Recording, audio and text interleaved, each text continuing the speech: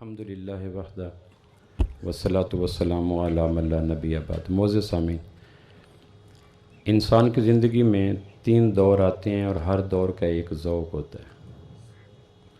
انسان جنگل کا ہو، شہر کا ہو، دیہات کا ہو، محلات کا ہو، کسی قوم کا ہو، قبیلے کا ہو، فرقے کا ہو، مسلک کا ہو، جینڈر کا ہو، خطے کا ہو، زمانے کا ہو، اگر وہ انسان ہے اور اولاد آدم سے تعلق رکھتا ہے تو ناگزیر ہے، لازم ہے، کمپلسری ہے، اس کی زندگی میں 3 دور آتے ہیں اور ہر دور ایک ذوق، ایک شوق، ایک جذبے کو جنم دیتا ہے۔ پہلا دور بچپن کا زمانہ ہوتا ہے جو ہر آدمی پہ آتا ہے۔ دنیا کا کوئی انسان، وہ محلات نشین ہو، وہ خانہ بدوش ہو، وہ کھرب پتی ہو، وہ غریب معاذ ہو، وہ پوسٹ ڈاکٹریٹ ہو، وہ انگوٹھا چھاپ ہو، بچپنے کا زمانہ ہر آدمی کو گزارنا پڑتا ہے۔ ایسا کبھی نہیں ہوا کہ پیدا ہوتے ہی آدمی بچپنے کی سرحدوں کو عبور کر کے بلوغت میں قدم رکھ دے۔ ایسا ناممکنات میں ہے، جسے انگریزی میں سمپلی امپاسبل کہتے ہیں۔ بچپنے کا شوق ہوتا ہے کھیل و کود۔ قرآن مجید میں آتا ہے لہو و لعب۔ بچہ محلات کا ہو یا بچہ کٹیا نشینوں کا ہو، بچے کی فطرت میں، نیچر میں، جذبے میں، وجدان میں، شعور میں کھیل کود سے پیار ہوتا ہے۔ سردی بلا کی ہو، گرمی انتہا کی ہو، بھوک کمال کی ہو، تھکن انتہا کی ہو، بچے کے انگ انگ میں، ڈی این اے کے ایک سیل میں، خلیے میں کھیل سے محبت ہوتی ہے۔ کھیل کی قسمیں الگ ہو سکتی ہیں، گلی ڈنڈا ہو سکتا ہے، بلوریاں ہو سکتی ہیں، پتنگ ہو سکتا ہے، کوڑا کرکٹ ہو سکتا ہے، کھیل کی کئی قسمیں ہیں، لیکن کھیل سے رغبت بچپنے کی فطرت ہے۔ مائیں کھینچ تان کے کھیل کے میدان سے کھانے کے لارے ہوتے ہیں، سکول کے لارے ہوتے ہیں، ہاتھ گندے، کپڑے گندے، لیکن بچہ بچپنے میں کھیل کود سے اگر وہ مینٹلی ٹھیک ہے۔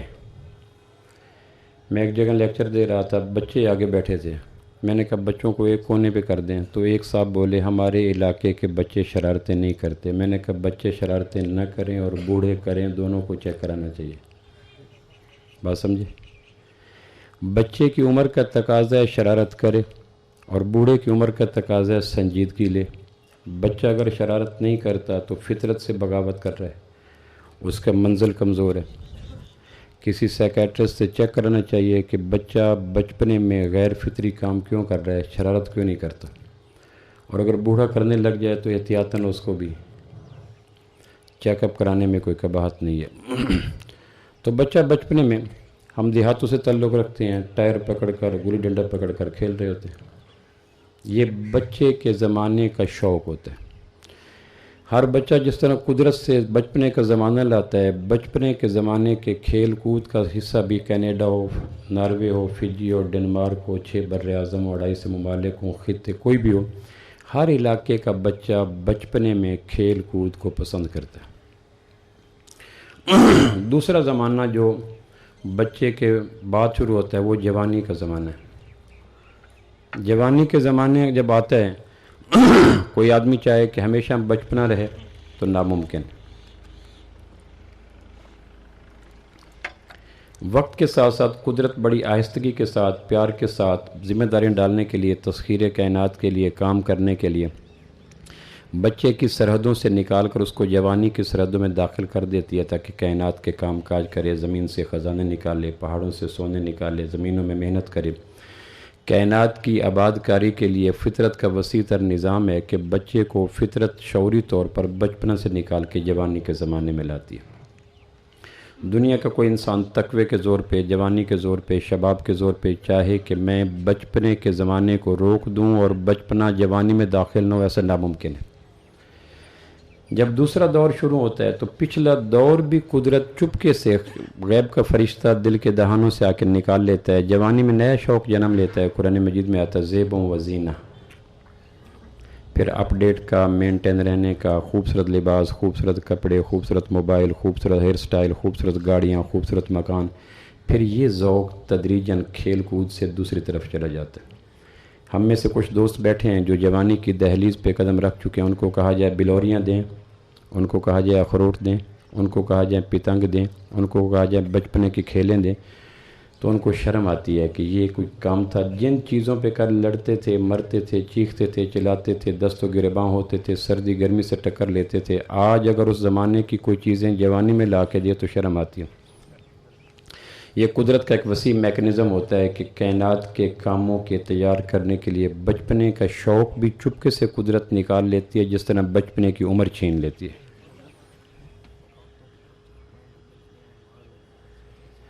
آواز مستورات کی طرف نہیں جا رہی. اب اس میں خطیب کی بجائے سپیکر کو کہنا زیادہ مناسب ہے کہ وہ اس معاملے میں ڈیل کرے. میرے بس میں روگ نہیں ہے کہ میں وہ آواز وہاں پہنچا سکوں.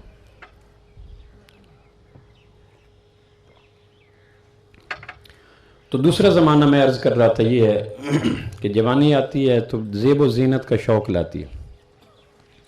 بچپنے سے جوانی میں جانے میں کوئی آدمی جوانی کو روک نہیں سکتا، بچپنے کو ٹھہرا نہیں سکتا. جوانی میں خواہش ہوتی ہے یہ دولت پہ لے لو، یہ شہرت پہ لے لو، بھلے چھین لو مجھ سے میری جوانی، مگر مجھ کو لوٹا دو بچپن کا ساون، وہ کاغذ کی کشتی، وہ بارش کا پانی. لیکن چاہتوں کا قدرت اکرام نہیں کرتی، چپکے سے قدرت دھکا دے کے نئے دور میں داخل کر دیتی. جس طرح جوانی میں چلا جاتا ہے قدرت بچپنے کے ذوق کو بھی بچپنے کے ساتھ ہی دفن کر دیتی. جوانی آتی ہے تو زیب و زینت کا شوق آ جاتا ہے. میرا کپڑا، میرا جوتا، میرا گھر، میرا مکان، میری گاڑی، میرا گیٹ اپ، میرا سیٹ اپ، وہ اتنا ہو کہ میں نمایاں نظر آؤں. جوانی میں ہزار سادگی کے فضائل سنو، فیشن، ڈیزائن، میچنگ، پیسوں کا ضیاع. لیکن جوانی مستانی کے دنوں میں یہ چیزیں آدمی کے کان پہ ٹکراتی نہیں، اور ہر آدمی شہر دیہاتی اپنے پیسوں کے مطابق اپنے آپ کو سنوارتا بھی ہے، بناتا بھی ہے، اپڈیٹ بھی کرتا ہے، بیوٹیفائی بھی کرتا ہے، خوبصورت بھی کرتا ہے، کپڑے جوتے جتنے پیسے ہیں. لیکن جوانی کے تقاضوں کی تکمیل میں ہر شخص کوئی نہ کوئی رول پلے کرتا ہے. تیسرا دور جو شروع ہوتا ہے وہ پختہ عمر کا ہو جاتا ہے، جس میں 50 پلس سے لوگ آپ کہہ سکتے ہیں، یا 45 پلس سے کہہ سکتے ہیں. 45 سے اوپر جب جاتا ہے تو تیسرا دور شروع ہو جاتا ہے جس کو پختہ عمر کا شوق کہتے ہیں. جب یہ تیسرا دور ہوتا ہے تو پھر آدمی کے اندر ایک شوق بھی بدل جاتا ہے. تیسرے دور کا شوق کیا ہے؟ تکاثر فی الاموال والاولاد. یہ قرآن کی انالیسز ہے. قرآن کے آسمانی کلام ہونے کی دلیل یہ ہے کہ قرآن نے انسانی زمانوں کی نفسیات کی جو نقشہ کشی کی ہے، کائنات کا کوئی انسان ان نقشہ کشی سے ڈینائی نہیں کر سکتا، انکار نہیں کر سکتا. تیسرا دور شروع ہوتا ہے تو اس میں شوق یہ نہیں ہوتا اس کو کوئی بچپنے کے کھلونے دیں کہ نہیں، اس کو کوئی جوانی کے کپڑے، جوتے، موبائل دیں، بلکہ جوان بچے بوڑھے بابوں کو کہتے ہیں بابا کپڑے بدل لو، جوتے بدل لو، موبائل بدل لو. تو کل ان چیزوں پہ مرنے والا، دکانوں میں گھومنے والا، اس کی خاطر انویسٹمنٹ کرنے والا اب پیشکش کے باوجود یہ چیزیں نہیں لیتا. بیٹا خیر ہے، گزارا ہو رہا ہے، ٹھیک ہے، اب چھوڑنے باتوں کو تم کرو، بابا گاڑی بدل لو، بابا موبائل بدل لو. تو جن چیزوں کا ذوق نیچر میں تھا اب تکلف کے ساتھ بھی اس ذوق کو پختہ عمر کا آدمی قبول کرنے کو تیار نہیں ہوتا. بدن پہ اب میری جاگیرداری ختم ہوتی ہے، میرے بیٹے تیری بوڑھی سواری ختم ہوتی ہے. جوانی آتی ہے تو بڑھاپا آتا ہے تو کب کبھی آتی ہے، دانت گر جاتے ہیں، جھریاں آ جاتی ہیں، ذوق بدل جاتا ہے، سنجیدگی آ جاتی ہے، متانت آ جاتا ہے، وقار آ جاتا ہے. پھر وہ دونوں عمروں کے ذوق جوانی میں اب بڑھاپے میں آ کے دفن ہو جاتے ہیں. بوڑھوں کو ہزار پیار سے سوٹ لے کے سلا کے دو پھر بھی نہیں پہنتے، سوٹ لا کے دو پھر بھی نہیں پہنتے. پھر شوق کیا ہوتا ہے؟ بچوں کے لیے کچھ کرو. آپ میں سے ہر طبقہ فکر کے لوگ یہاں تشریف فرما ہیں، تاجر بھی ہیں، کاشتکار بھی ہیں، ملازم بھی ہیں، غریب بھی ہیں، امیر بھی ہیں، پڑھ لکھے بھی ہیں، ان پڑھ بھی ہیں. میری اس بات کو اپنے نفسیات کی دنیا میں پرکھیں اور سوچیں کہ کیا واقعتاً قرآن نے جو نقشہ کشی کر دی اس سے کوئی آدمی بہر جا سکتا ہے؟ بچپنا کھیل کود کے ساتھ مزین ہوتا ہے، جوانی زیب و زینت کے سائے میں اپنی زندگی گزارتی ہے. بڑھاپے اور متانت میں آ کر پھر آدمی کو اولاد کی فکر ہوتی ہے، پوتوں کی، نواسوں کی، بیٹوں کی، اس کے لیے فیکٹری، اس کے لیے گھر، اس کے لیے مکان، اس کے لیے رقبہ، اس کے لیے یہ چیزیں پڑ جاتی ہیں. یہ تیسرا زمانہ ہوتا ہے. ہر آنے والا زمانہ پچھلے ذوق کو منفی قرار دیتا ہے. جوان ہے ان کی گاڑی پہ پڑو پتنگ تو وہ اس کو سنبھال کے نہیں رکھتے. بوڑھوں کو کہا جائے 10 سوٹ لے لے لو، اس کو نہیں لیتے. جوانی بدلتی ہے، ذوق بدلتا ہے. قرآن مجید کہتا ہے یہ 3 زمانے آئے کہ یا اللہ میرے محلے میں بچپنا بھی ہے، جوانی بھی ہے، بڑھاپا بھی ہے. یہ 3 ذوق آئے، کھیل کود آیا، زیب و زینت آئی، مال اولاد کے لیے کثرت آئی کہ یا اللہ یہ بھی ہے. اللہ کہتا ہے اگر یہ 3 زمانے یقینی ہیں، تینوں زمانوں کا ذوق یقینی ہے، تو میرے اور میرے محبوب پہ اعتبار کرو، چوتھا زمانہ بھی آنے والا ہے۔ جس طرح یہ 3 زمانے 5 سینسز سے آدمی آنکھوں سے، ہاتھوں سے، زبان سے، ناک کان سے محسوس کر لیتا ہے، چوتھا زمانہ موغی بات سے تعلق رکھتا ہے، ان سین ہے، نظر نہیں آتا۔ وہ کب ہے؟ وہ موت کے بعد ہوتا ہے۔ موت کے بعد چوتھا زمانہ شروع ہوتا ہے۔ اس زمانے کا ذوق کیا ہوتا ہے؟ فرجے نہ لوٹا دے۔ مرنے والے کی اٹموسٹ ڈیزائر یہ ہوتی ہے، آخری خواہش یہ ہوتی ہے، وہ غریب مرا، امیر مرا، نیک مرا، بد مرا، جوان مرا، بوڑھا مرا، ہر مرنے والا جس طرح بچپنا کھیلوں کے ساتھ رہتا ہے، جوانی زیب و زینت کے سائے میں رہتی ہے، بڑھاپا اولاد کے لیے مال اکٹھا کرنے کی فکر میں صبح و شام کرتا ہے، کعبہ کے رب کی قسم مرنے کے بعد مرنے والوں کو ایک ہی شوق ہوتا ہے، وہ کیا ہوتا ہے؟ فرجے نہ، اللہ حیات نو دے دے۔ بلکہ ابن کثیر نے لکھا مرنے کا وقت آتا ہے، 2 فرشتے امانت لینے کے لیے واپس آتے ہیں، تو اس مرنے والے سے، وہ اسپتال میں ہے، گھر میں ہے، کھیت میں ہے، حادثے میں ہے، میدان کارزار میں ہے، دریا میں ڈوب رہے، آخری جب لمحے ہوتے ہیں تو 2 فرشتے آ کے پوچھتے ہیں کوئی خواہش؟ یہ جو باتیں میں عرض کر رہا ہوں یہ تھیوری ہیں، چند دنوں بعد یہ پریکٹیکل ہوں گی۔ بخاری کی روایت ہے، عشاء کی نماز کے بعد آپ نے فرض پڑھا کے سلام پھیر کے خطبہ دیا اور کہا اب جب میں آپ سے خطبہ دے رہا ہوں 100 سال کے بعد اس زمین پہ اس وقت کے انسانوں میں سے کوئی بھی نہیں ہوگا۔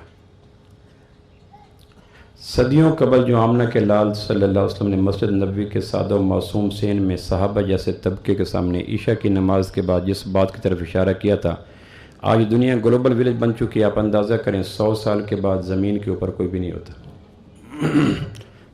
آپ اپنی بستیوں میں دیکھ لیں کتنے ہیں جو 100 کراس کرتے ہیں، اور اگر کراس کرتے بھی ہیں تو کائنات میں ان کا کیا رول ہوتا ہے؟ منہ میں لقمہ ڈالنا پڑتا ہے، پیشاب کروانا پڑتا ہے، ہاتھ کا سہارا دینا پڑتا ہے، بدن پہ اب میری جاگیرداری ختم ہوتی ہے، میرے بیٹے تیری بوڑھی سواری ختم ہوتی ہے۔ 100 سال کے بعد زمین اپنا نصاب بدل دیتی ہے۔ جس طرح فیصل آباد سے ایئر لائن چلتی ہے، کراچی کے لیے سواری بٹھاتی ہے، 100-200 جہاز میں بیٹھتے ہیں، کراچی جا کے سارا جہاز خالی ہو جاتا ہے۔ 100 سال کے بعد زمین کا جہاز خالی ہو جاتا ہے، سارے زیر زمین چلے جاتے ہیں، اس میں کسی کی تخصیص نہیں، کوئی موت کے ہڑ کو اپنی طاقت سے روک نہیں سکتا۔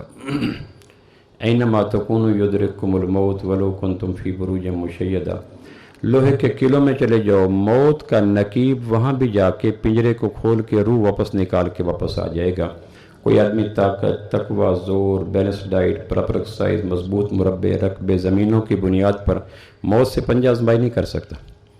سیدنا علی کرم اللہ جو کہ ارشاد ہے، موت سے کوئی بچ نہیں سکتا، الموت لیس منہ الفوت، اس سے کوئی بچ نہیں سکتا۔ 170 ہجری میں 22 سال کی عمر تھی، بنو عباس کا بادشاہ ہارون رشید حکمران بنا۔ 193 ہجری میں 45 سال کی عمر تھی، 23 سال کے بعد موت نے آ کے دستک دی۔ موت کا قاصد جب دستک دیتا ہے تو چاہنے نہ چاہنے کے باوجود جسم کے پٹ کھولنے پڑتے ہیں، روح کے مسافر کو نکلنا پڑتا ہے۔ 193 ہجری میں جب دستک ہوئی تو پھر اس نے بیٹے کو کہا، بیٹا میرا 170 ہجری ختم ہو گیا، 193 ہجری آ گیا، تیرا 170 شروع ہو گیا، تیرا 193 پتہ نہیں کب آئے گا۔ اب میں اور آپ اس وقت 170 ہجری میں بیٹھے ہیں۔ اقبال نے بال جبریل میں کہا، ہارون نے کہا وقت رحیل اپنے پسر سے، جائے گا کبھی تو بھی اسی راہ گزر سے، پوشیدہ ہے کافر کی نظر سے ملک الموت، لیکن نہیں پوشیدہ مسلمان کی نظر سے۔ 218 ہجری میں پھر امین کا بھی 170 ہجری آ گیا، 193 ہجری آ گیا۔ تو چوتھا دور فرشتہ آ کے پوچھتا ہے مرنے والے سے، وہ بند آنکھیں ہوں، وہ کومے میں ہو، وہ وینٹیلیٹر پہ ہو، وہ ICU میں ہو، اس سے پوچھتا ہے کوئی خواہش؟ حدیث میں آتا ہے، طبرانی کی روایت ہے۔ تو مرنے والا 2 خواہشوں کا اظہار کرتا ہے، لولا اخرتنی الی اجل قریب، پہلی خواہش جو قرآن نے بیان کی کہ ایسا ممکن ہے کہ آئے ہوئے موت کے سائے دور ہو جائیں۔ آدمی کا جسم دکھنے لگتا ہے، وجود ٹوٹنے لگتا ہے، وائپر گر جاتے ہیں، خون تھم جاتا ہے، اب وقت آ گیا جدائی کا۔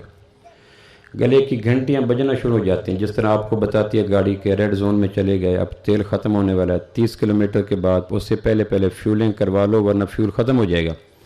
انسان کی باڈی میں ٹک ٹک شروع ہو جاتا ہے، جس طرح گاڑیوں پہ ٹریکر لگے ہوتے ہیں، وہ اپنی حد سے باہر جاتی ہیں تو گاڑیاں رک جاتی ہیں، حالانکہ فیول بھی ہوتا ہے، گاڑی بھی ہوتی ہے، سب کچھ ہوتا ہے، لیکن ٹریکر والا کہتا ہے آپ کی گاڑی کو پنجاب سے گزرنے کی اجازت نہیں تھی، آپ سرحد میں داخل کیوں ہوئے؟ تو دور بیٹھا کراچی کے تہہ خانے میں ٹریکر کنٹرول کرنے والا ایک بٹن کو آف کرتا ہے، سب کچھ ہونے کے باوجود گاڑی ٹھہر جاتی ہے۔ میرے اور آپ کے ٹریکر بھی کسی کے پاس موجود ہیں، جب ہم اپنا لمٹ کراس کرنے لگتے ہیں تو اوپر سے گاڑی کے جھٹکے لگتے ہیں، کیا وجہ ہے کہ یار بالکل ٹھیک تھا، اچانک میرے سے بات، تو مرنے کے لیے بیمار ہونا ضروری کوئی نہیں، ٹریکر جام ہو جائیں تو چلتی گوشت پوشت کی گاڑیاں آنے وحد میں رک جایا کرتی ہیں۔ پاکستان کی سڑکوں پہ کتنی گاڑیاں دوڑ رہی ہیں، لیکن ہر گاڑی جس کا ٹریکر لگا ہوا ہے وہ جب چاہے اس کو سوئچ آف کر سکتا ہے اور گاڑی سب کچھ کے ہوتے ہوئے چاروں ویل رک جائیں گے۔ میرا آپ کا ٹریکر غیب کے نظام میں موجود ہے، جب وہ محسوس کرتا ہے گوشت پوشت کی گاڑی اب اپنا سال، مہینہ، دن، گھنٹہ، منٹ، سیکنڈ، مائکرو سیکنڈ پہ آ گئی، ٹریکر جام ہوتا ہے اور آدمی چپکے سے وہ اپنی قضا ہو جاتی ہے، گاڑی رک جاتی ہے۔ تو موت کے وقت فرشتہ پوچھتا ہے کوئی خواہش؟ تو کہتے ہیں لولا اخرتنی الی اجل قریب، کوئی ایسا طریقہ ہے کہ اس وقت جو موت کے سائے آ گئے، جھٹکے لگنا شروع ہو واپس ہو جائے؟ تو فرشتہ پوچھتا ہے اگر ایسا کر لیں تو کتنا موت کو پیچھے کریں؟ وہ کہتا ہے ایک دن۔ تو وہ کہتا ہے ایک دن اگر ڈیلے کر دیں تو کیا کرو گے؟ تو یہ قرآن مجید میں آتا ہے، یہ مرنے والا کہتا ہے فَأَصَّدَّقَ وَأَكُن مِّنَ الصَّالِحِينَ، زکوٰۃ دوں گا، اپنی سوسائٹی بدلوں گا، اپنی کمپنی بدلوں گا، شرابی، زانی، جواری، چوہے، فلاں، ان کی سوسائٹی بدلوں گا اور زکوٰۃ دوں گا۔ تو مرنے والوں کو فرشتے کہتے ہیں اس کے ماہ و سال کو تبدیل کر کے کہ تمہاری زندگی میں اتنے دن، اتنے مہینے، اتنے گھنٹے، اتنے سال گزر گئے، اگر اتنے سالوں میں تم یہ رائٹ ٹرن نہیں لے سکے تو اب ایک دن میں کیا کر لو گے؟ مذاق کرتے ہو؟ تو مرنے والے کے ہونٹوں پہ آ کے پپڑی جم جاتی ہے، چہرہ تھم جاتا ہے، وجود پیلا ہو جاتا ہے، جسم ٹوٹنے لگتا ہے۔ وہ کہتا ہے اچھا اتنا نہ کرو، ایک ساتھ ہی دے دو۔ سات عربی میں گھنٹے کا 1/3 اسے کو کہتے ہیں، یعنی 20-22 منٹ کو عربی میں سات کہتے ہیں۔ تو مرنے والے سے پھر پوچھتا ہے ایک ساتھ میں کیا کرو گے؟ تو وہ کہتا ہے لولا اخرتنی فاصدق واکن من الصالحین، اسی اپنے جذبے کو دہراتے ہیں، اپنی سوسائٹی بدلوں گا، اولیاء اللہ کے پاس جاؤں گا، صالحین کے پاس جاؤں گا، پارسا لوگوں کی کمپنی اختیار کروں گا، نیک اللہ کے ولیوں کے پاس صبح و شام کے زیادہ اوقات گزاروں گا اور زکوٰۃ دوں گا، غریبوں کا، یتیموں کا، بیواؤں کا، مسکینوں کا، فقیروں کا، مجبوروں کا، معذوروں کا، مقہوروں کا، مفلوجوں کا جو چولہا ٹھنڈا ہو چکا ہے، زکوٰۃ کے ذریعے ان کو حرارت دوں گا، چولہے پہ روٹیاں آئیں گی، کچن میں سالن پکے گا، بچے خوش ہو کے کھائیں گے، زندگی رواں دواں ہو جائے گی۔ زکوٰۃ دینے والا لوگوں، نہ دینے والا لوگوں کو قسطوں میں مار دیتا ہے۔ قدرت نے بچتا ہوا رزق دیا تھا کہ لوگوں کے ٹھنڈے چولہے گرم کرو، سالن میں چمچ چلتا رہے، بچے کھاتے پیتے رہیں، رزق جان اور روح کا رشتہ قائم رہے۔ یہ کم نصیب قدرت کے بچتے ہوئے رزق کی ڈیوٹی پوری نہیں کرتا اور لوگوں کو قسطوں میں مار کے اپنے آخرت برباد کر بیٹھتا ہے، اس لیے مرتے وقت کہتا ہے فَأَصَّدَّقَ وَأَكُن مِّنَ الصَّالِحِينَ۔ پھر وہ فرشتے اوپر چلے جاتے ہیں، تو یہ سمجھتا ہے شاید آسمان سے کوئی فیور لینے گئے ہیں، آسمان کا خالق کوئی رعایت کرے گا، تو یہ پھر اوپر دیکھنے لگ جاتا ہے۔ ابو سلمہ رضی اللہ کو وفات ہوئی تو فرمایا آنکھیں بند کرو، مرنے والے کی آنکھیں کھلی رہتی ہیں، بخاری کی روایت ہے۔ پوچھا یہ آنکھیں کھلی کیوں رہتی ہیں؟ کہ جنم جنم کا ساتھ ہوتا ہے جسم اور روح کا، جب ساتھی جدا ہوتا ہے تو ساتھی کو الوداع کرنے کے لیے پلکیں دور تک دیکھتی ہیں، جیسے آپ اپنے قریبی آدمی کو رخصت کرنے کے لیے دور تک ہاتھ ہلاتے رہتے ہیں، یہ قربت کی۔ تو جسم اور جان سے زیادہ قریبی رشتہ تو کسی کا نہیں۔ آدمی پیدا ہوا تو 4 مہینے بعد روح آ گئی، مرا 70 سال بعد، تو 70 سال میں مائکرو سیکنڈ کے برابر بھی روح نکل کے باہر تو نہیں گئی۔ تمام عمر کا رشتہ ہے آب و ماہی کا، پڑے جو وقت تو پانی نہ جال میں آیا، تو اتنا قریبی رشتہ تو کسی کا نہیں ہوتا۔ پھر جب ایک ساتھی جدا ہوتا ہے تو دوسرا اس کو ہینڈ شیک کرتا ہے، جدا ہونے کے لیے آنکھوں کے وائپر اٹھاتا ہے جتنے اٹھا سکے، اور روح نکلتی ہے اور پھر ایسے دیکھتا دیکھتا ٹھہر جاتا ہے، پھر اس کی آنکھیں اوپر ٹھہر جاتی ہے۔ پھر فرمایا اس ساتھی کی جدائی میں دور تک دیکھنے والی آنکھوں کو اب بند کر دو۔ یہ آپ کی بھی ہوں گی، میری بھی ہوں گی، جو اس وقت تھیوری ہے 100 سال کے بعد تو ہم ایگزسٹ نہیں کریں گے۔ ہم کہتے ہیں مرتے مرتے بچا، تو کہ بچتے بچتے مر جائیں گے۔ مرتے مرتے اس لیے نہیں بچے کہ میرے پاس طاقت تھی، دانش تھی، ذہانت تھی، فطانت تھی، متانت تھی، نہیں، آسمان کے سسٹم میں ابھی تک ٹریکر جام کرنے کا طے نہیں ہوا تھا، اور ٹریکر جب جام ہو جاتے ہیں تو لیموزین بھی بند ہو جاتی ہے، پجارو بھی بند ہو جاتی ہے، پراڈو بند ہو جاتی ہے، فیول بھرے ہوئے ہوں، CNG بھری ہوئی اور ڈرائیور بڑا ماہر ہو، لیکن ٹریکر جام ہونے کے بعد ہر چیز جیمر میں چلی جاتی ہے۔ پھر وہ آسمان کا فرشتہ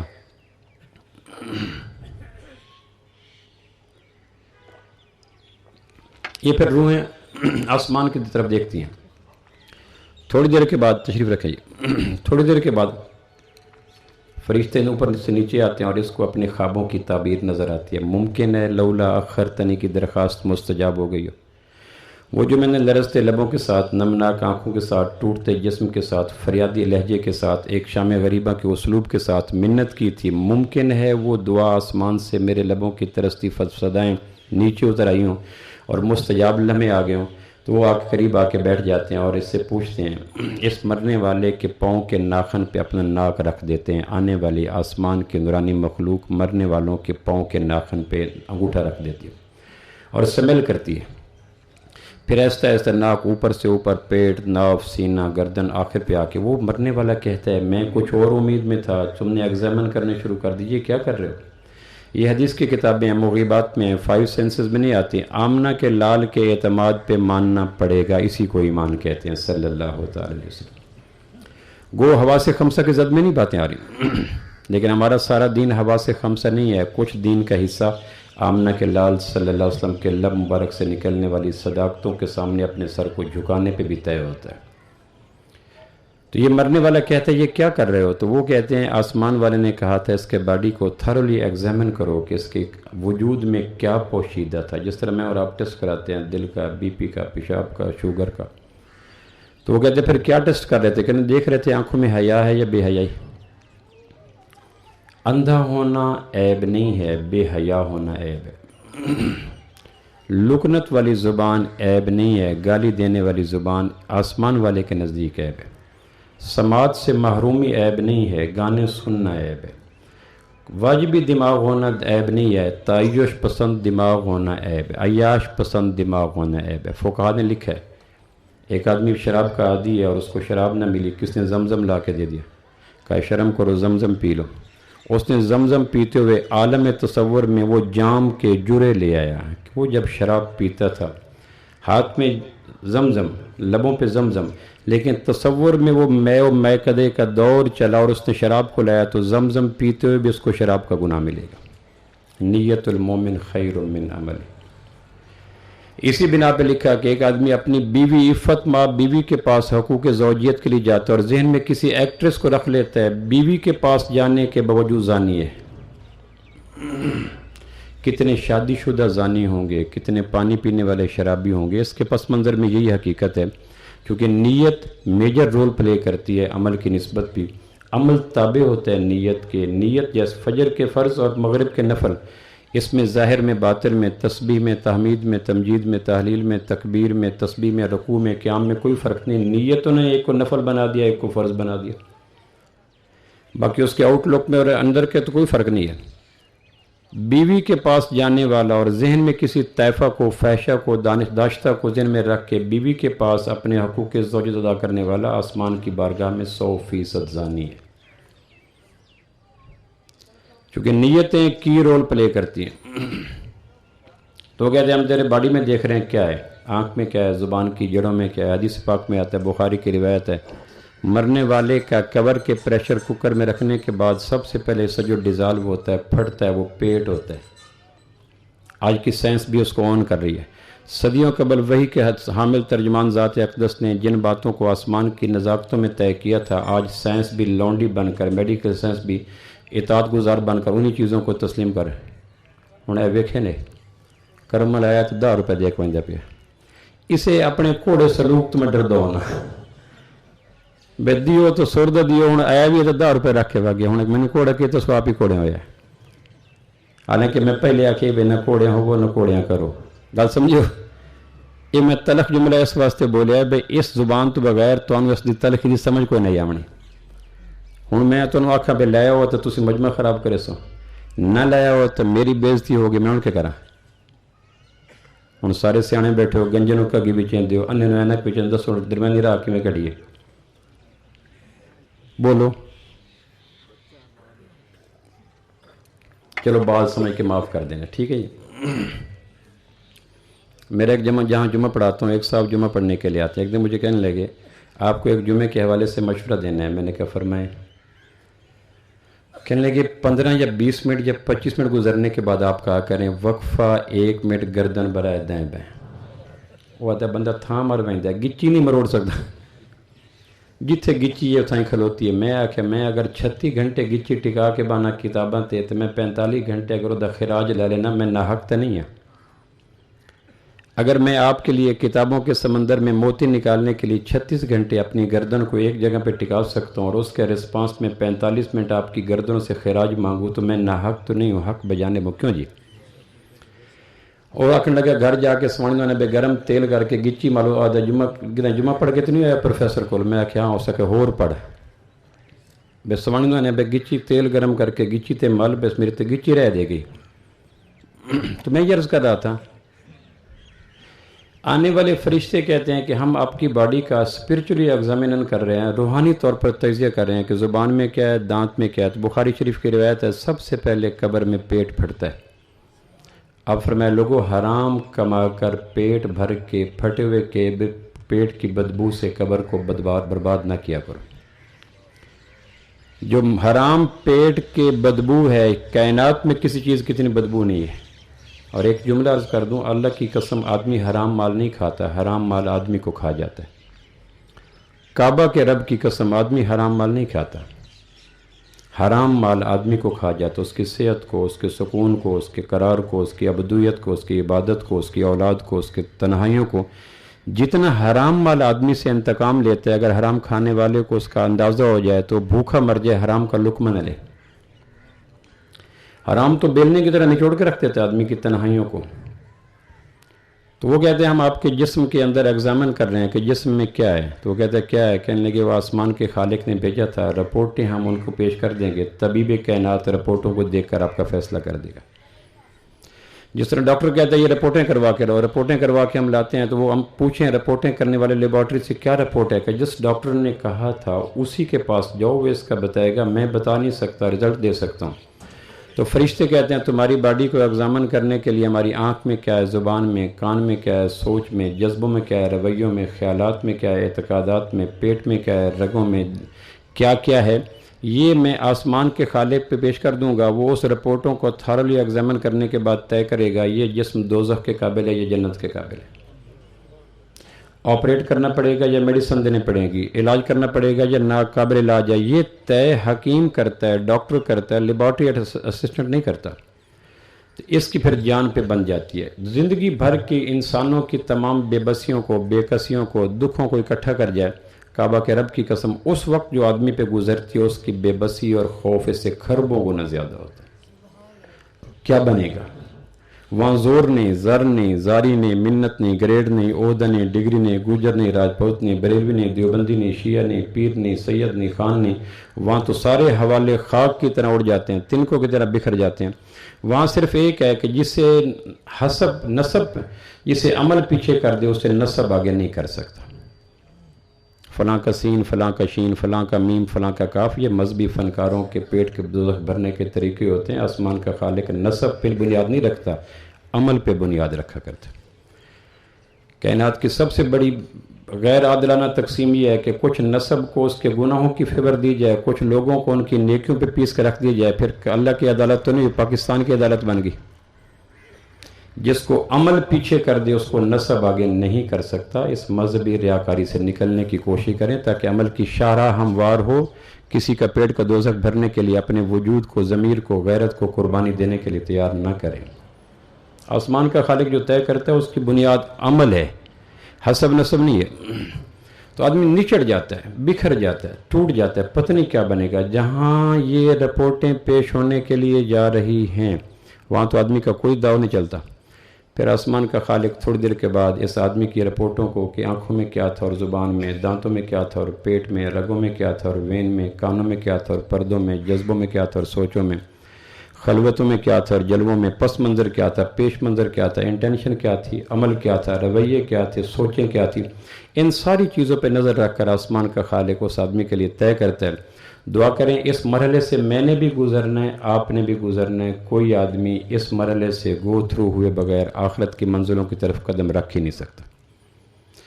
اس مرحلے میں آسمان کا خالق طبیب کائنات میرے اور آپ کے لیے اگر شفا یابی کے فیصلے کر دے، وَمَنْ زُحْزِحَ عَنِ النَّارِ وَأُدْخِلَ الْجَنَّةَ فَقَدْ فَازَ، اس کو سلوٹ کرو کہ یہ کامیاب ہے۔ بے شک یہ ملیشیا میں رہا، خانہ بدوش رہا، जिप्सी रहा, गरीब रहा, अंगूठा छाप रहा, अगर मौत के वक्त तबीब कायनात ने कह दिया इसके सारे फंक्शन ठीक हैं तो इसको मुबारकबाद दो, सलूट करो, आसमान का खालिक इस आने वाली रिपोर्टों को देखकर तय करता है कि ये शख्स मुझे पसंद है, जाओ इसके लिए जन्नत के रास्ते हमवार कर दो। आसमान का खालिक अपनी चाहतों से हमारे लिए भी ये तय कर दे तो कमाल हो जाएगा, और अगर ये तय न हुआ तो हमारी कम नसीबी पे पूरी कायनात की हर मखलूक शाम गरीबा का एहतमाम करे, फिर भी हमारे शौक़ की तलाफ़ी नहीं हो सकती।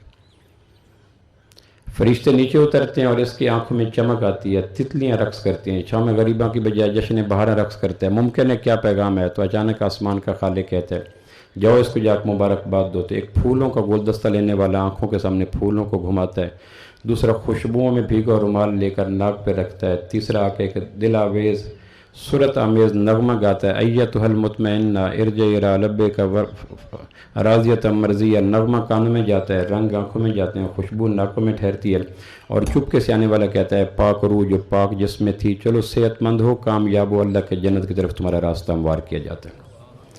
ये है कुरान जिसको कहता है वमन ज़ुहज़िहा अनिन नार व उदखिलल जन्नह फ़क़द फ़ाज़। बाकी ये MNA बनना, MP बनना, वज़ीर बनना, सदर बनना, कोठी मिलना, मुनाफा होना, ये सारे ज़मीन के खसो ख़ाशाक हैं, इसका ताल्लुक़ आसमान के खालिक के पास कोई नहीं हुआ करता। चौथा ज़माना, मेरी आखिरी गुफ्तगू का हिस्सा, चौथा ज़माना जो मेरे और आपके ऊपर शुरू होने वाला है वो है फ़र्ज ना, अल्लाह लौटा दे।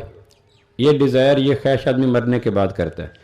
बचपने का ज़माना और खेल कूद, जवानी का ज़माना और ज़ेब व ज़ीनत, बुढ़ापे का ज़माना और औलाद के लिए जमा पूंजी करने की सोच, ये 3 ज़माने मैंने डिस्कस कर दिए। चौथा और आखिरी ज़माना जो कुरान मजीद डिस्कस करता है वो कहता है मरने के बाद का ज़माना है। भाई खालिद साहब तशरीफ़ ले। चौथा ज़माना जो कुरान डिस्कस करता है वो कहता है कि मरने के बाद आदमी कहता है फ़र्जे ना, लौटा दे, नामल सालिहा, मैं नेक अमल करूँगा। जिस तरह बचपन में खेल का शौक़, जवानी में ज़ेब व ज़ीनत का शौक़, बुढ़ापे में औलाद के लिए जमा करने का शौक़, मरने के बाद एक ही शौक़ होता है, अल्लाह लौटा दे, क्या करेगा? खेल कूद करेगा, क्या करेगा? ज़मीनें जमा करेगा, क्या करेगा? पैसे इकट्ठे करेगा, कहीं या अल्लाह फ़र्जे ना, नामल सालिहा, मैं नेक आमाल करूँगा।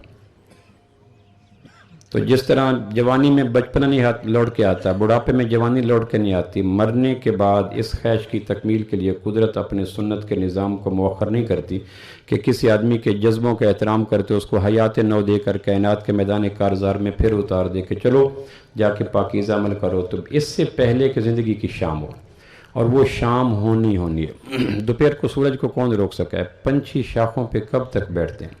हवाओं से चरागों का मुकाबला कितना होता है? सतह आप पे तैरने वाले बुलबुले कब तक सलामत रहा करते हैं? और फ़ज़ाओं में उड़ने वाले गुड्डे कब तक पेचे से बच सकते हैं? हमारे जंग की एक नज़म है, इस मौके पे सुनाया करता हूँ, वो कहता है दुनिया का हर शख्स गुड्डा है।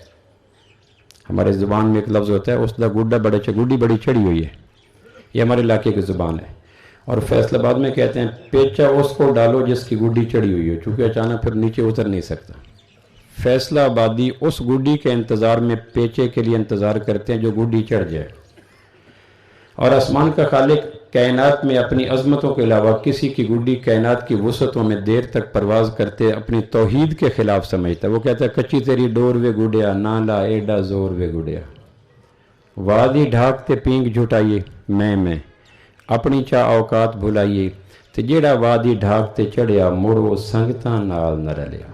डोरी हिक दें टुट वैना है, तेरा सब कुछ लुट वैना है, तू आसमान तू ढासें गुडिया, हथ पराया आसें गुडिया, तेरियां करसन लीरां लीरां, कोई ना आके देसी धीरां, कई कई फन्ने खान उडारी, भोग के टुर गए अपनी वारी। पैर मिट्टी विच धर गए गुडिया, कीड़ियां दा ढिड भर गए गुडिया, एह वक्ती रहन बसेरा, ना है तेरा ना है मेरा, एह टुरदा फिरदा डेरा, कल है तेरा आज है मेरा। इकबाल कहते हैं मुजारे और ज़मींदार में लड़ाई हो रही थी। मुजारे कह रहा था ज़मीन मेरी है, क्यों?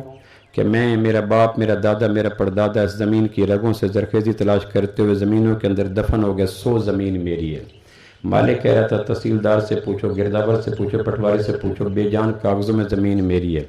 तो दोनों अपने अपनी ज़मीन के क्लेम करने का, पोजीशन का दावा कर रहे थे। इकबाल कहता है मैंने ज़मीन से पूछा तू किसकी है? बात समझिए। तकरार थी मुजारे और मालिक में एक रोज़, दोनों ये कह रहे थे मेरा माल है ज़मीन।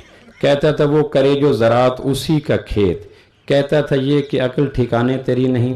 पूछा ज़मीन से मैंने है किसका माल तू, کہنے لگی مجھے تو ہے اس بات کا یقین، مالک و یا مزارے شوریدہ حال ہے، جو زیر آسماں ہے وہ دھرتی کا مال ہے۔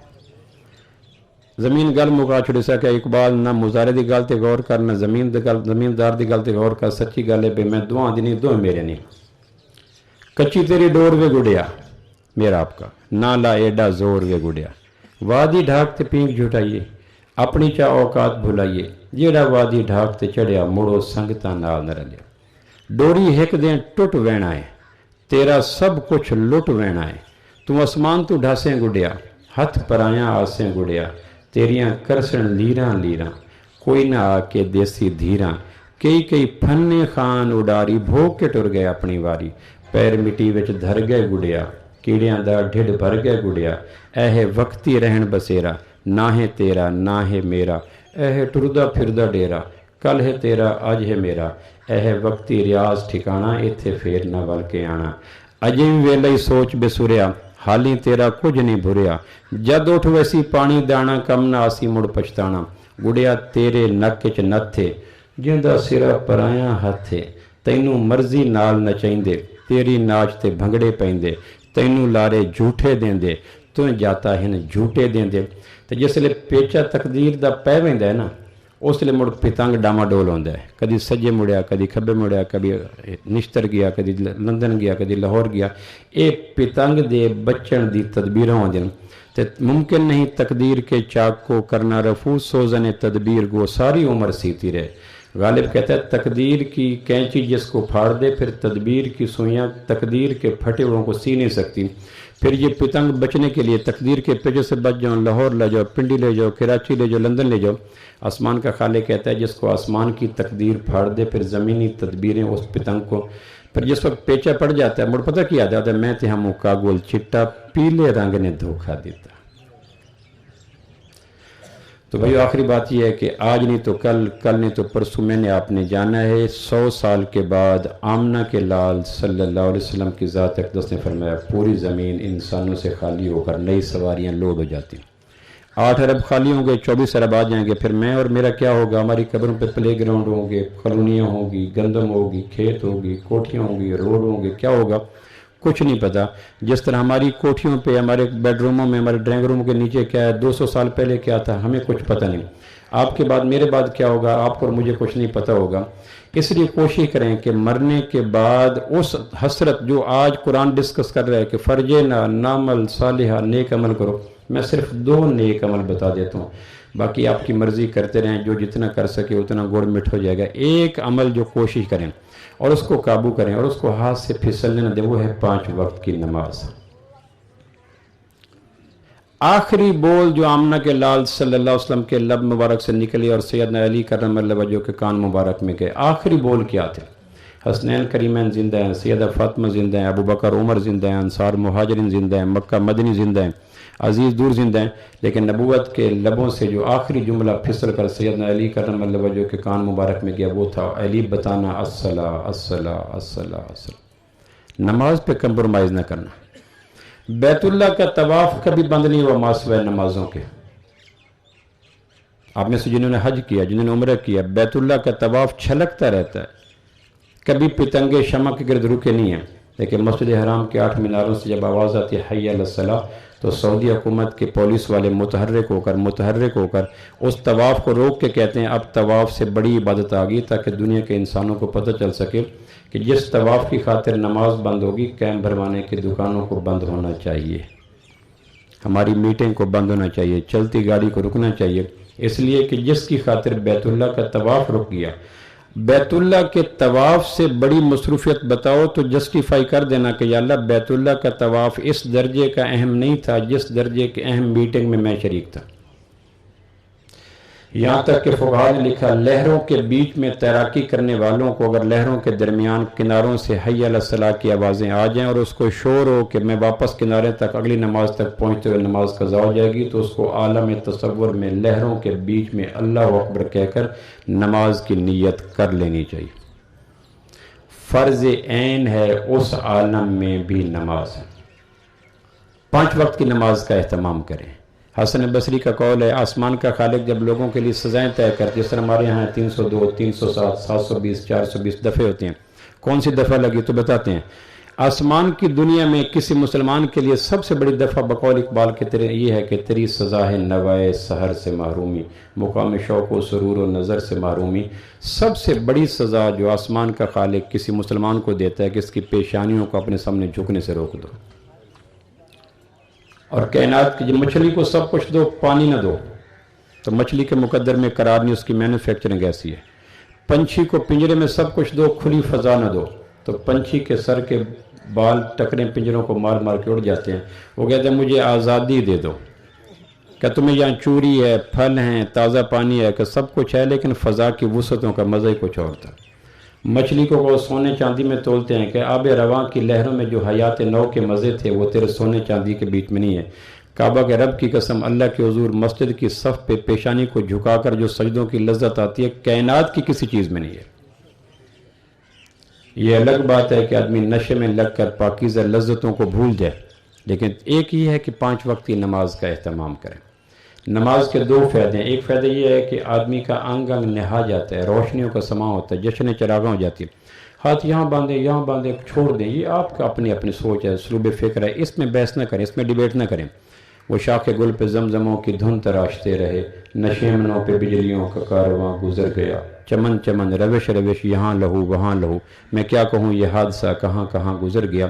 آسمان کا خالق روادار ہے، فٹوں کے اوپر نیچے ہاتھ کی بنیاد پہ دوزخ کے فیصلے نہیں کرے گا۔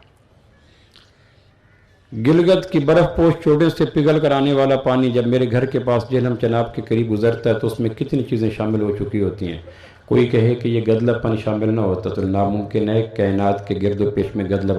صدیوں قبل جو صفحہ کی چوٹیوں سے چشمہ بہا تھا، وہ اگر یہ عبدالحکیم تک یا فیصل آباد تک یا یہاں جو جس علاقے میں ہم آئے ہیں کیمپ بھروانے تک، یہاں وہ چشمہ بہتا بہتا رینگتے رینگتے اگر ہاتھ آدھا فٹ نیچے فٹ اوپر ہو گیا تو یہ زمانی فاصلوں کا بھی کچھ حق ہوتا ہے۔ اس حقیقت کو بھی تسلیم کرنا چاہیے کہ 1500 سال کے بعد اگر فٹ ہاتھ اوپر ہو گیا آدھا فٹ نیچے ہو گیا تو اتنی فیور تو کائنات کا خالق بھی دیتا ہے کہ برف پوش چوٹیوں سے پگھلنے والا پانی جہلم چناب میں آ کے وہ شفافیت اور وہ چاندی پنا سلامت نہیں رکھتا۔ یوں ہی روحانی چشمہ بہا اور یہاں تک پہنچتے پہنچتے اگر ہو گیا تو گردنیں ماپنا شروع نہ کر دیں، 5 وقت کی نماز کا اہتمام کریں، ایک دوسرے کے ساتھ رواداری کا اختیار کریں۔ 10 ہجری اسلام کا آخری سال تھا، اس سال میں اللہ کے محبوب سے مباہلہ کرنے کے لیے، مباہلہ ٹاپ کی جنگ ہوتی ہے، مناظرہ نہیں، مجادلہ نہیں، مباحثہ نہیں، مباہلہ ٹاپ کی جنگ ہوتی ہے۔ اور حق و باطل کے فیصلے کے لیے میں اور آپ اللہ کے حضور استدعا کرتے ہیں۔ اس سال میں نجران کے پادری 70 کے لگ بھگ جو عیسیٰ کو اللہ کا بیٹا، مریم کو اللہ کی بیوی، انجیل کو آخری کتاب، عیسائیت کو دین اور مشرق کی طرف منہ کر کے نماز پڑھنے کو اپنی ذوق عبادت قرار دیتے تھے، یہ مدینہ منورہ آئے اور مجادلہ نہیں، مباحثہ نہیں، مناظرہ نہیں، مباہلہ کرنے کے لیے آئے۔ اس مباہلے کے موقع پر انہوں نے کہا جی ہمیں عبادت کا حق دیں۔ کون؟ مسل کے اختلاف نہیں تھا، ہاتھوں کے اختلاف نہیں تھا، اونچی نیچے آمین کا اختلاف نہیں تھا، جوہری اختلاف تھا، بنیادی اختلاف تھا، عقائد کا اختلاف تھا، عبادات کا اختلاف تھا، معاملات کا اختلاف تھا، قبلے کے تعین کا اختلاف تھا، ختم نبوت کا اختلاف تھا، اللہ کی وحدانیت کا اختلاف تھا۔ ہم کہتے ہیں اللہ کا باپ بیٹا کوئی نہیں، وہ کہتے ہیں عیسیٰ اور ہیں، ہم کہتے ہیں بیت اللہ، وہ کہتے ہیں بیت المقدس، ہم کہتے ہیں امنہ کے لال، وہ کہتے ہیں عیسیٰ، ہم کہتے ہیں قرآن، وہ کہتے ہیں انجیل۔ کتنا جوہری انقلاب تھا اور اختلاف تھا، لیکن اللہ کے محبوب نے رواداری کے پھاٹک اسلام کے تکمیلی سال میں کھول کر امت کو پیغام دیا کہ مسجد نبوی میں صحابہ کو مسجد سے خالی کروا کر آپ نے نجران کے پادریوں کو مسجد نبوی میں نماز پڑھنے کی اجازت دی۔ اللہ کے واسطے ان چیزوں سے نکلیں، بہت کچھ ہو گیا، پھاڑو اور راج کرو، نہیں غسل دے فرزان دے صاحب اولاد ہیں، لا کے تکڑی تولنا ہے نور ہا یا ہا بشر۔ بھئی تینوں کہیں سالس بنایا رب تے اس دے درمیان، آپ وہ اپنے مقیسن تو پنڈا پاک کر۔ بہت کچھ ہو گیا، اور میں ان سے بھی کہتا ہوں جو اس ڈیوائیڈ اینڈ رول پھاڑو اور راج کی بنیاد پر امت کو چیر چکے ہیں، ان کے گھر بھی بن چکے ہیں، مکان بھی بن چکے ہیں، نئی گاڑیاں بھی آ چکی ہیں، مہربانی کرو ہم نے قربانیاں دے کر تمہارا سب کچھ بنا دیا، میں کچھ دن کے لیے محبت کے ساتھ گلے میں بازو ڈال کے ایک دوسرے کے دکھ درد میں شریک ہونے کا ہمیں اجازت دے دو۔ ہم نے تمہیں اتنا نواز دیا کہ اب تمہاری 6 پشتیں بھی کھا سکتی ہیں، اب ہمیں مل کے رہنے دو، کھانے دو، پینے دو۔ شریعت نجران کے پادریوں کے لیے مسجد نبوی کا پاکیزہ سین چھوڑ دیتی ہے، میں اپنے مسل کے اختلاف والے کے لیے مسجد کا سین خالی نہیں کر سکتا۔ اور دوسری اور آخری بات گزارش یہ ہے کہ مہربانی کریں اپنی ذات سے کسی کو اذیتوں کے نشتر نہ چبائیں. اذیتوں کے تمام نشتر، بھائی خالد، اذیتوں کے تمام نشتر میری روح میں اتار کر وہ بڑی مروت سے پوچھتا ہے تمہاری آنکھوں کو کیا ہوا ہے. دلوں کو زخم نہ دو حرف ناملائم سے، یہ تیر وہ ہے جو لوٹ کر بھی آتا ہے. منہ میں زبان میں رکھتا ہوں اگر آپ رکھتے ہیں، ہاتھوں میں قوت میں رکھتا ہوں اگر آپ رکھتے ہیں، دماغ میں سوچے میں رکھتا ہوں اگر آپ رکھتے ہیں، لہجے میں آتشی پنا میں رکھتا ہوں اگر آپ رکھتے ہیں، جگت بازی کا فن میں رکھتا ہوں اگر آپ رکھتے ہیں، تلخی ترشی میں رکھتا ہوں اگر آپ رکھتے ہیں، انسانی جذبات سے میں بھی مزین ہوں اگر آپ ہیں. مہربانی کریں ایک دوسرے کو اذیتوں کے نشتر مار مار ان کی روح کو پامال نہ کریں، نہ اشاروں میں نہ کنایوں میں. جیو اور جینے دو. آپ اندازہ کریں 8 ہجری فتح مکہ، آمنہ کے لال مدینہ سے نکلے، مقام جرف پہ جب مقام عارف پہ پہنچے تو وہاں جنگل کے بیچ میں ٹینٹنگ کی گئی، کیمپنگ کی گئی، رات ہوئے، ہنڈیاں جلیں، اذانیں ہوئیں، نمازیں ہوئیں. جہاں آپ کا خیمہ لگایا گیا اس خیمے کی پشت کا جب آپ نے کپڑا اٹھایا تو پشت پہ ایک جنگلی کتیا ڈیلیور ہو چکی تھی، اور کتیا کے بچے 10-12 ہوتے ہیں جب ڈیلیور ہوتی ہے. کتیا مامتا کے جذبے سے متاثر ہو کر اپنے پاؤں کو پھیلا کے اپنے تھن بچوں کے لیے پیش کر چکی تھی، اور بند آنکھوں والے چھوٹے چھوٹے گلورے جنگل کے ماحول میں کتیا کے تھنوں کا دودھ پی رہے تھے. نبی رحمت نے جب کپڑے اٹھا کے دیکھا مامتا بے قراری کے ساتھ بچوں کو دودھ دے رہی ہے اور بچے دیوانگی کے ساتھ ماں کا دودھ پی رہے ہیں، تو آپ نے ایک صحابی جمیل بن سراقہ کو بلا کے کہا میرے خیمے کے پاس کھڑے ہو جاؤ، کسی کو خیمے کے پیچھے نہ آنے دینا، ماں بیٹوں کو تکلیف ہوگی. رحمت سید لولاک پہ کامل ایمان، امت سید لولاک سے ڈر لگتا ہے.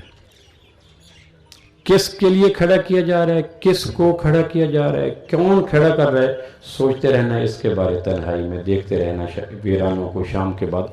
جو نبی جنگل کی آوارہ کتیا اور چھوٹے چھوٹے گلوروں کی خاطر صحابی کو ڈیوٹی پہ لگا دیتی ہے، وہ اس نبی کی امتی جب ایک دوسرے کی گردنیں ماپنے لگ جائیں تو گنبد خضرہ میں کس قیامت کے جھٹکے پیدا ہوتے ہوں گے. جیو اور جینے دو. پھر فقہی اختلاف، مسل کے اختلاف کے باوجود سینے کشادہ کریں. مومن کا سینہ تو ہمالیہ سے بلند ہوتا ہے، بحر کنوز سے گہرا ہوتا ہے، صحراؤں سے چوڑا ہوتا ہے. چھوٹی چھوٹی باتوں کو جگہ نہ دیں، سینے کھولیں. جیو اور جینے مسل کی بنا پہ، سیاسی بنا پہ، زبانوں کی بنیاد پہ، رنگوں کی بنیاد پہ نہ کریں. دنیا بڑی حبس میں ہے، بند کنٹینر میں ہے، گھٹن میں ہے. اور جو نبی کتیا کے بچوں کو ناحق اذیت دینے کا قائل نہیں ہے، وہ نبی دیکھتا ہوگا کہ میری امت کے ماننے والے کس طرح دوسرے کو اذیتوں کے نشتر چبو رہے ہیں. آخری میں گل کر میں بیان کر کے آیا بھائی خالد راوی دے علاقے مائی گیرن میرا بیان ہے. ملا ہاں سارے کٹھے کیے تو کوئی 50-100 تو ہیں بلائیں جو ہیں ملا تھی جان دو دیہات میں رہنا پوری عمر نہ تہذیب نہ انگوٹھا نہ شناخت کچھ پتہ نہیں. وہ بلائیں یہ دھوس جگہ بیٹھے میں بیان کیا تھا، بیان کر کے واپس گھر آیا. راتی میں ادھی رات ہوئی تو میں نے فون آیا، میں فون چاہیا تو بڈھی جی ماں فون بول رہی ہے سا کہ میرا پتر گھر پڑ گیا. میں کیا امن کیوں پتہ لگ گیا. اس کہ میرا پتر میرے علاقے بیان نہ کر کے گیا. میں کہ میں کتنے اس کہ جڑا آنے دن تانلے دن راوی دے بیلٹی بیان نہ کی تھا. میں کہا میں کہ میں تیرے کیوں پتہ ہو سا کہ تیری روٹی میں پکائی ہے. میں کہ سنا ہو سکے بھیں پکایا. میں کہ سنا بڑا ڈوگا دسے چونکہ بھیں دی سبزی عام اویلیبل نہیں. میں کہ امی ہاں میں صحت بھینشیاں تک کھا دیں. اس کہ میرے پتر تیرا میں بیان سنیا گلنا چلنا چون کر لینا پہ میں کوڑ مرنا پہ میں سچ مرنا گلنا چلنا چون کر لینا ایک کم کری. میں کہ اما دس اس کہ غلط نہ کریں دی پہ دسی نہ پہ کسی نے. میں کہ تیرا میرا پکا پیڑا وعدہ میں دسیا سا نہیں. میں تو دسن پہ تُسے اگاں دسیا نہ پہ چونکہ میں اما نال وعدہ کیتا ہے وعدے تو پورا رہنا مسلمان دے ذمہ. اور جس کام تو مسلمان نو روکو اس کام نو اشتہیر کرنا مسلمان دے فرائض اولین شامل. میں پتہ ہے تسی کرنی تے گل ہے جویں کہ میں کہ چلو گھوڑیاں تے کر لوی میں گھوڑا پیا تے تسی بھی خوش نہ ہو. میں کہ اما حاضر ہو سکیا میں ہاں بیوہ پوترے ہکو علاقے جو دودھ رات بندا کھوا بندی ہے برفی. عشاء دی نماز پڑھ کے میرا پوتر کھوا شاپر چ لے کے پٹ نہ لکا کے کد نہ رگڑی کے کمرے چ رکھ کے مڑ میرے کو آ ویندا. اس سوانی کو رکھم دا کھوا تو مینوں آ کے اما کیا حال ہے. جس ویلے بوئے چ وڑدا مینوں پتہ لگ ویندا بے کوئی واردات کیتی ویندا کیونکہ وہ وڑنا وہ کد نہ رگڑی ہونا کھبے.